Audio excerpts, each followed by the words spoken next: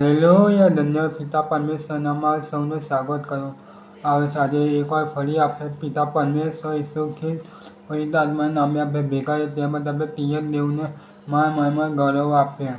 આજે આપણે બાઇબલ વાંચનમાં જોવાના છે અને બાઇબલ વાંચવા જઈએ ત્યારે આપણે પ્રાર્થના કરીશું. ત્યાર પછી આપણે બાઇબલ વાંચવામાં જોઈએ. Hallelujah, amen.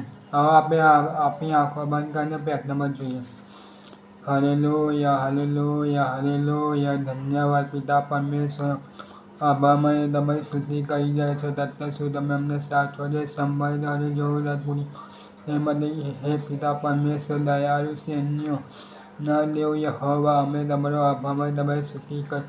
મહાન પરમેશ્વર, મહાન પરમેશ્વર છો, મહાન એવાનો છો તે માટે અમે તમારો આભાર તમારી સ્તુતિ કરી. તમે દેવોના દેવ છો, તમે મહાન દેવ હતા છો, મહાન દેવ દેવાના છો. પરમેશ્વર પિતા, તમારા વચનો રખ્યા પરિપૂર્ણ થઈ રહ્યા છે તે માટે પણ અમે તમારો આભાર તમારી સ્તુતિ કરી. હા પરમેશ્વર, તમારું થઈ ગયા છે, તમારું વચન પૂરું થયા વિના મારી પાસે આવતું નથી. હા પરમેશ્વર, તે વચનો આ સમયમાં છેલ્લા સમયમાં પૂરું થઈ રહ્યું છે. પરમેશ્વર, તમારો ધન્યવાદ, તમારો આભાર માટે. પરમેશ્વર, 14 દિવસ સુધી તમે અમને સાચવા સંભાળ્યા. બાઇબલ વાંચનમાં પ્રાર્થનામાં તમે અમને નિયમિત દોરી લાવ્યા તે માટે પણ અમે તમારો જવાબ કરશે. અત્યારે તમે ચરણોમાં તમે અમને દોરી લાવ્યા છો તે માટે પણ અમે તમારો જવાબમાં તમે સ્તુતિ પ્રાર્થના તથા લાવણી તમે ભેગા મળી શકો. પરમેશ્વર પિતા, તમે થવા લેજો મારી પ્રાર્થના તથા નીચે અમારા પાપોના અપરાધો નકામી બાબતોની ક્ષમા મળતા આ અમારી ટૂંકી નંબર વિનંતી કે ઈસુમાં સબનો સ્વીકાર કરો. આમેન. આવો આપણે આપણું બાઇબલ ખોલીશું, ઉત્પત્તિનું પુસ્તક ભણીશું. ઉત્પત્તિ 15 અધ્યાય વાંચીશું. ને ત્યાં પેમાં લખવામાં આવ્યું છે, એ વાતો પછી દર્શનમાં યહોવાનું વચન ઇબ્રાહિમ પાસે આવ્યું. ઇબ્રાહિમ, તું બીસ નહીં, હું તારી ઢાળ તથા તારું મહા મોટું બળતણ છું. અને ઇબ્રાહિમ બોલ્યો, હે પ્રભુ યહોવા, તમે મને શું આપશો? તમને હું નિસંતાને ચાલ્યો જાઉં છું. આ દમસ્કનો એલીએઝર મારા ઘરનો માલિક થનાર છે અને મારા ઘરનો માલિક થનાર છે. અને ઇબ્રાહિમ બોલ્યો, જુઓ, તમે મને કંઈ સંતાન નથી આપ્યું, મને જુઓ, મારા ઘરમાં જન્મેલો એક જણ મારો વારસ છે. અને જુઓ, યહોવાનું વચન તેની પાસે આવ્યું, એ તારો વારસ નહીં થશે, પણ તારા પોતાના પેટનો જે થશે તે જ તારો વારસ થશે. અને તેમણે ઇબ્રાહિમને બહાર લઈ જઈને કહ્યું, હવે તું આકાશ તરફ જો, ને તું તારાઓ ગણી શકે તો ગણ.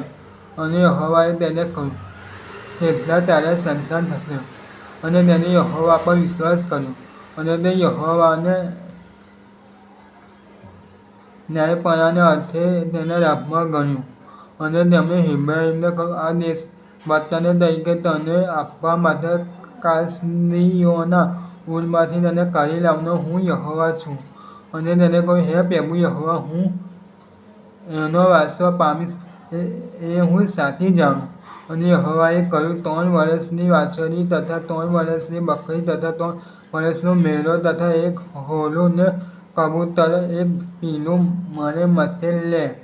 અને ઇબ્રાહિમ એ સર્વ લીધા અને તેઓ વચોમાંથી ચીરીને કકડા સામસામે મૂક્યા, પણ તેના પસલીઓને ચીર્યા નહીં. અને જ્યારે શિકારી પસલી તે મુદ્દાઓ પર પડ્યા ત્યારે ઇબ્રાહિમે તેનું ઉડાવી મૂક્યા. અને સૂર્ય આથમતો હતો ત્યારે ઇબ્રાહિમ ભણઊંઘમાં પડ્યો, અને જુઓ, મોટો ઘોર અંધકાર તેના પર પડ્યો. અને યહોવાએ ઇબ્રાહિમને કહ્યું, તું ખસી જાણે કે તારો વંશ પરદેશમાં બદલશે ને ત્યાંના લોકોની સેવા કરશે. અને 400 વર્ષ સુધી તેઓને દુઃખ આપવામાં આવશે. અને જે લોકોની સેવા તેઓ કરશે તેઓનો ન્યાય પણ હું કરીશ. અને ત્યાર પછી તેઓ ઘણી સંપત્તિ લઈને નીકળશે. પણ તું પોતાના બાપ દાદાઓની પાસે શાંતિએ જશે. અને તું ઘણો થયા પછી લતાશે. અને તેઓ 4થી પેઢીમાં અહીં પાછા આવશે, કેમ કે અમોરીઓના પાપનો ઘડો હજી ભરાયો નથી. અને એમ થયું કે સૂર્ય આથમતા અંધારું થયું ત્યારે જુઓ, એ ધૂળમાંથી સળગી તથા બળતી મશાલ એક કકડાઓની વચમાં થઈને ગઈ. તે જ દિવસે યહોવાએ હિબ્રાઈમ સાથે કરાર કર્યો.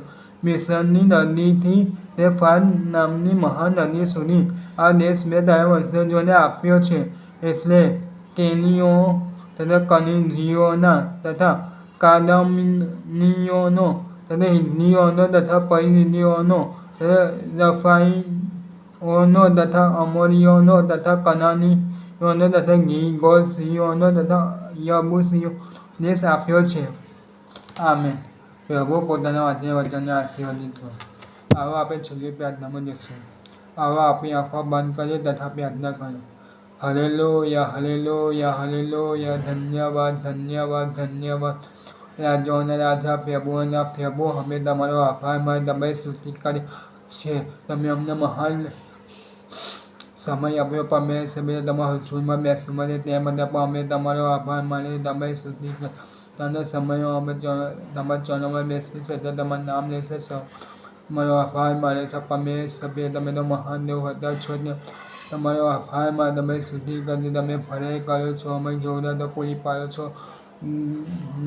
નવો દિવસ તમે અમને બતાવ્યો છો તેમ મારો આભાર માને તમારી સ્તુતિ કરી. હા પિતા પરમેશ્વર, બોલવા જો વિચારવાની બધા મને આપણો દખલમાં થયેલો ખેસ ઈશ્વરના અમને દોષ પડી શકો પરમેશ્વર પિતા. હા પરમેશ્વર પિતા પરમેશ્વર સુધી અમે તમારા પર ટકી શકીએ પરમેશ્વર. તમે એવું થવા દેજો ઈશ્વરના નામમાં. આ અમારી તૂટી પ્રાર્થના સાંભળો, સ્વીકાર કરો બાપ. આમેન.